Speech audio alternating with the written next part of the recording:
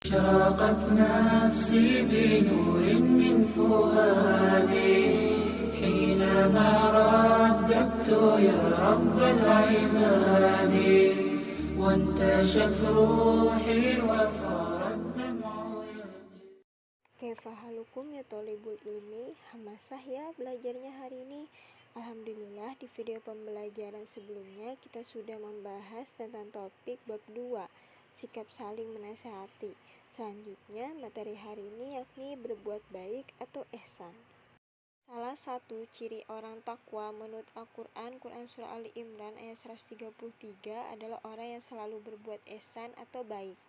Dalam Al-Quran, dari 18 kali kata Allah mencintai, sebanyak 15 diantaranya disandarkan kepada orang yang berbuat baik atau disebut muhsinin. Pada tingkat yang paling tinggi, ihsan memperlihatkan kemantangan tauhid, ajaran Islam yang paling fundamental. Tauhid adalah kunci surga, maka tidak ada balasan ihsan kecuali surga. Inilah menurut Al-Jauziyah makna firman Allah, tidak ada balasan kebaikan atau ihsan kecuali kebaikan pula. Maka nikmat Tuhanmu manakah yang kamu dustakan? Quran Surah Ar-Rahman ayat 60-61.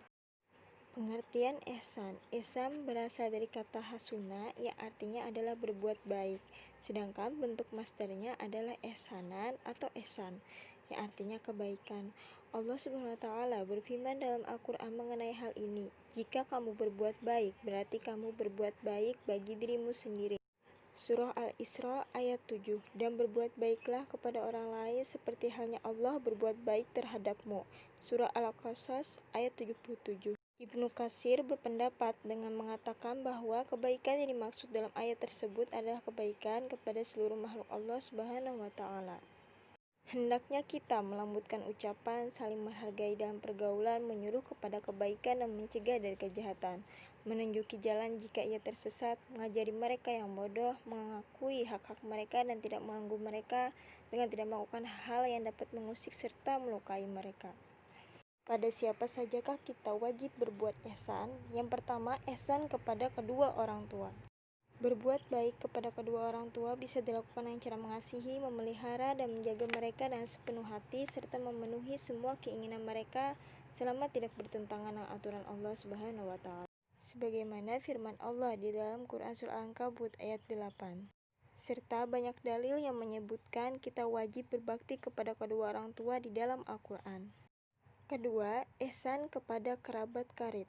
Ihsan kepada kerabat adalah dengan jalan membangun hubungan yang baik dengan mereka. Bahkan, Allah menyamakan seseorang yang memutuskan hubungan silaturahmi dengan perusak di muka bumi. Silaturahmi adalah kunci untuk mendapatkan keridhaan Allah. Hal ini dikarenakan sebab paling utama terputusnya hubungan seorang hamba dengan Tuhannya adalah karena terputusnya hubungan silaturahmi. Hal ini sudah disebutkan dalam firman Allah Quran Surah Muhammad ayat 22 serta hadis riwayat Tirmizi. 3. Ihsan kepada anak yatim. Siapakah yang dimaksud dengan anak yatim? Anak yatim adalah seorang anak yang ditinggal mati oleh bapaknya sebelum dia balik. Berbuat baik kepada anak yatim ialah dengan cara mendidiknya dan memelihara hak-haknya. Lalu apa saja hak-haknya dalam Islam?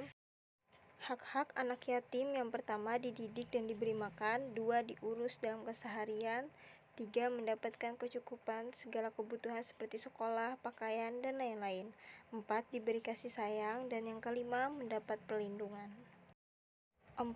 Ihsan kepada fakir miskin. Berbuat baik terhadap fakir miskin adalah dengan memberikan bantuan kepada mereka, terutama pada saat mereka mendapat kesulitan, seperti memberikan sumbangan infak, sedekah, zakat, dan bantuan tenaga lainnya.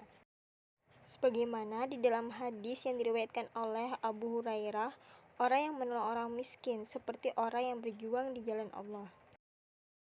5. Ihsan kepada tetangga dekat, jauh, serta teman sejawat. Ihsan kepada tetangga dekat meliputi tetangga dekat dari kerabat atau tetangga yang berada di dekat rumah.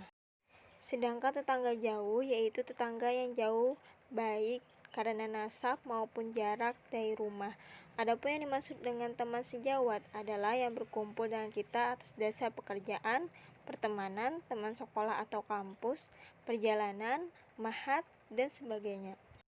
Salah satu cara berbuat ihsan kepada mereka yakni menjaga lisan dan tangan kita agar tidak menyakiti hati mereka.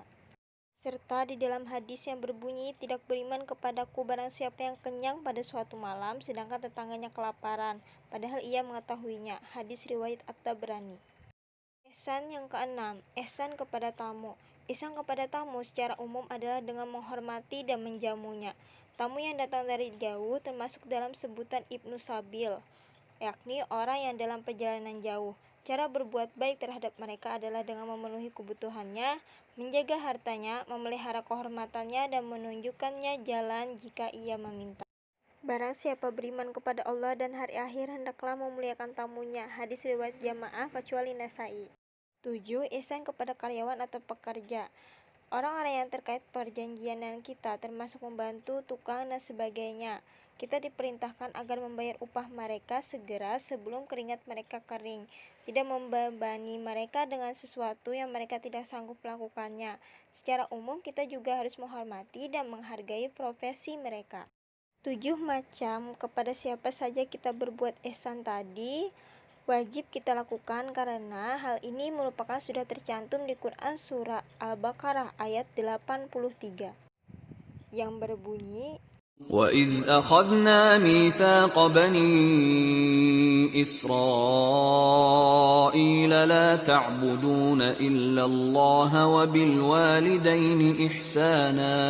وَبِالْوَالِدَيْنِ إِحْسَانًا وَذِي الْقُرْبَى وَالْيَتَامَى وَالْمَسَاكِينِ وَقُولُوا لِلنَّاسِ حُسْنًا وَأَقِيمُوا الصَّلَاةَ وَآتُوا الزَّكَاةَ ثُمَّ تَوَلَّيْتُمْ إِلَّا قَلِيلًا مِّنكُمْ وَأَنتُم مُّعْرِضُونَ.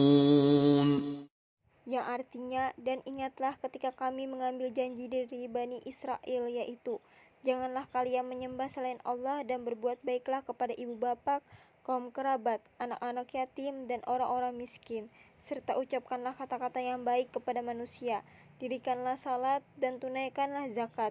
Kemudian kalian tidak memenuhi janji itu kecuali sebagian kecil dari kalian, dan kalian telah berpaling.